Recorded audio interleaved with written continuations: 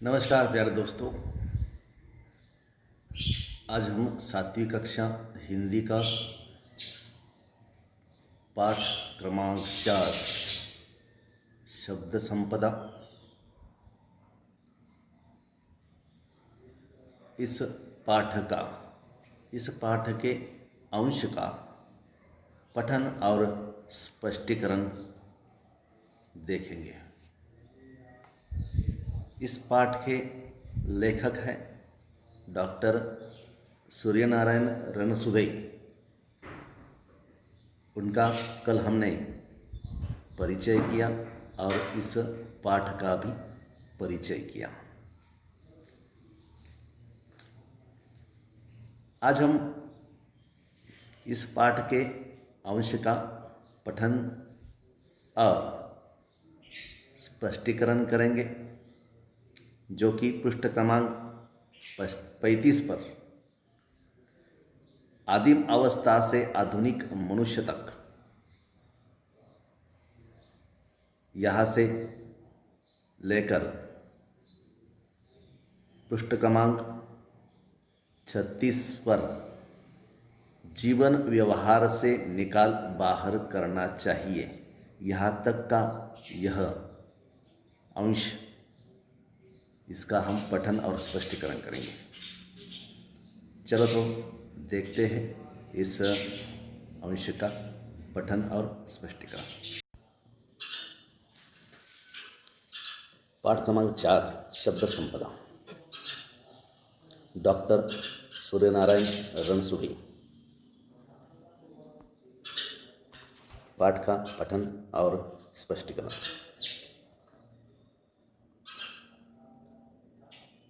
आदिम अवस्था से आधुनिक मनुष्य तक की विकास यात्रा का रहस्य किसमें है? क्या इसका तुम्हें पता है? इस तरह का प्रश्न यहाँ पर लेखक ने हमें किया है।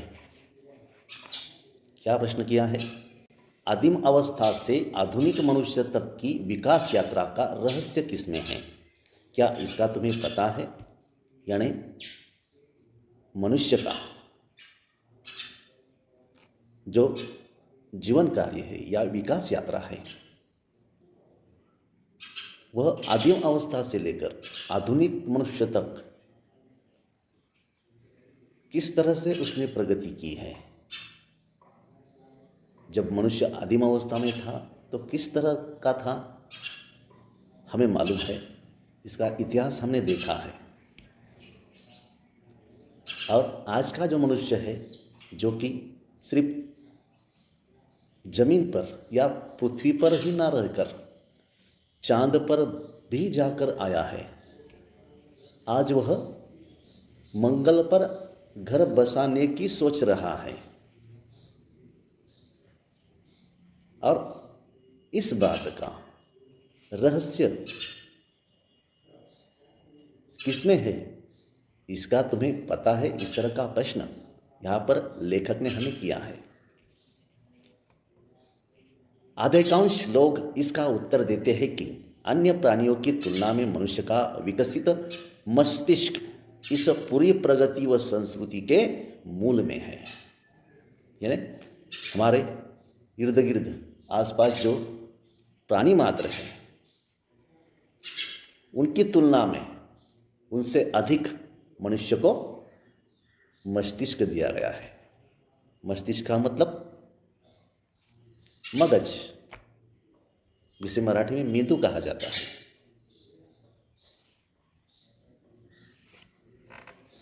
मगज या जिसे भेजा भी कहा जाता है। तो उसके सिर के अंदर जो गुर्दा होता है, उसे भी मस्तिष्क कहा गया है। और उसका विकसित मस्तिष्क इस पूरी प्रगति व संस्कृति के मूल में है, ऐसा कुछ लोग उत्तर देते हैं। ऐसा लेखक का मानना है। यह उत्तर अपूर्ण है। पूर्ण उत्तर यह है कि मनुष्य की प्रगति हुई वह इसलिए कि इस मस्तिष्क ने भाषा की खोज की।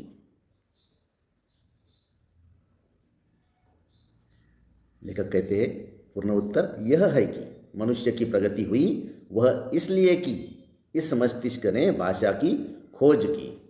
भाषा ही सभी प्रगति की जड़ में है। दुनिया की सभी ज्ञान शाखाओं का विकास हुआ भाषा के कारण। लेखक की यह बात भी हमें सच लगती है, क्योंकि मनुष्य जो बातें करता है या एक दूसरे को समझता है, वह उसकी दो लोगों में आपसी होने वाली बातचीत या एक दूसरे को समझना, वह किसके द्वारा समझता है एक दूसरे को? तो भाषा के द्वारा। चाहे वह चिन्ह की भाषा हो या हाथ से कुछ चीज दिखाकर की गई बात हो या आंख मटकाकर या आंखों से की गई बात या आंखों की हलचल से की गई बात, यह बात भी हम समझते हैं, या हमारे जो भाव होते हैं उनके द्वारा भी हम बात कर सकते हैं। तो लेखक यहाँ पर कहते हैं दुनिया की सभी ज्ञान शाखाओं का विकास हुआ भाषा के कारण। भाषा का अर्थ है सार्थक शब्दों का व्यवस्थित क्रमबद्ध संयोजन। यहाँ पर भाषा का मतलब भी हमें लेखक ने समझाया है। क्या है? सार्थक शब्दों का व्यवस्थित क्रमबद्ध संयोजन। यानी हम जब भाषा का व्याकरण देखते तो हम देखते हैं एक आधा वाक्य होता है तो उसमें कर्ता कर्म और क्रिया होती है।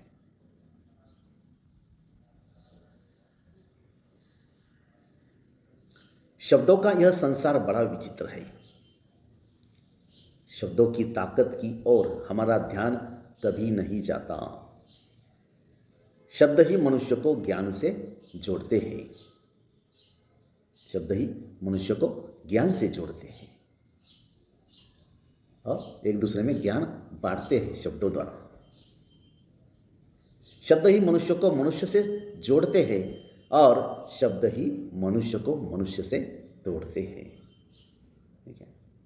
जैसा कि अगर हम दूसरे से प्यार भरी बात करेंगे तो लोग हमारे पास आएंगे। वही अगर किसी से हम तड़क कर बात करते हैं या गुस्सा होकर बात करते हैं तो हमारे पास कोई नहीं आता। इसलिए यहाँ पर लेखक कहते हैं शब्द ही मनुष्य को मनुष्य से जोड़ते हैं और शब्द ही मनुष्य को मनुष्य से तोड़ते हैं। विज्ञान की दृष्टि से तो अक्षर ध्वनि के चिन्ह है। विज्ञान की दृष्टि से अक्षर ध्वनि के चिन्ह है, निर्जीव है। मनुष्य ही उन्हें अर्थ देता है, जीवंत बनाता है।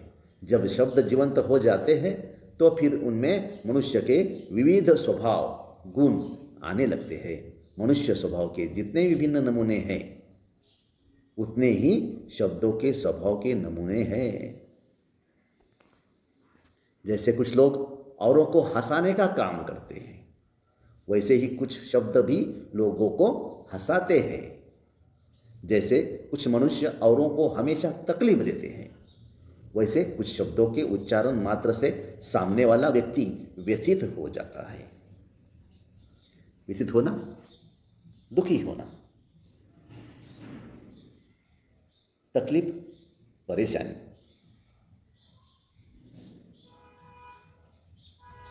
जैसे कुछ मनुष्य औरों को हमेशा तकलीफ देते हैं, वैसे कुछ शब्दों के उच्चारण मात्र से सामने वाला व्यक्ति व्यथित हो जाता है।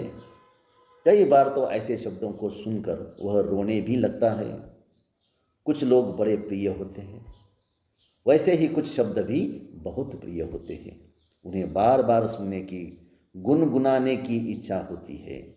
एक और कुछ शब्द धोखा देने वाले होते हैं, कुछ निरर्थक होते हैं, तो दूसरी ओर कुछ शब्द बहुत सज्जन, सात्विक, सभ्य और सुसंस्कृत होते हैं।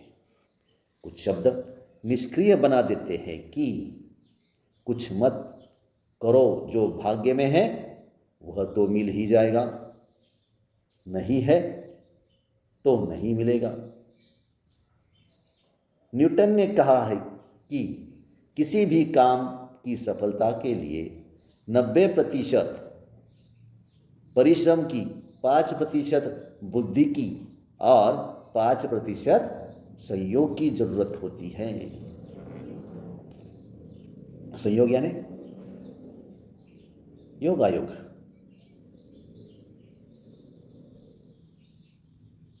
यहाँ पर न्यूटन ने जो कहा है, यहाँ पर लेखक ने बताया है 90% परिश्रम, 5% बुद्धि और 5% संयोग की जरूरत होती है, तब हमें सफलता मिलती है, ऐसा न्यूटन का कहना है। परंतु याद रखिए, किसी भी काम को पूर्णत्व देने के लिए 90% कठोर परिश्रम की जरूरत होती है। ऐसे शब्द जो हमें निष्क्रिय करते रहते हैं, उन्हें हमें अपने जीवन व्यवहार से निकाल बाहर करना चाहिए। ठीक है, तो प्यारे बच्चों, इस पाठ के अंश का हमने पठन किया और इसे स्पष्ट करने की भी कोशिश की है। मुझे लगता है कि आपको यहाँ तक का पाठ समझ आया होगा। अगर नहीं समझ में आया तो इसे फिर से देखिए और पाठ्य पुस्तक से इस पाठ को पढ़ें। कल हम दूसरे अंश का पठन और स्पष्टीकरण करेंगे, उसे समझेंगे। ठीक है, तो आज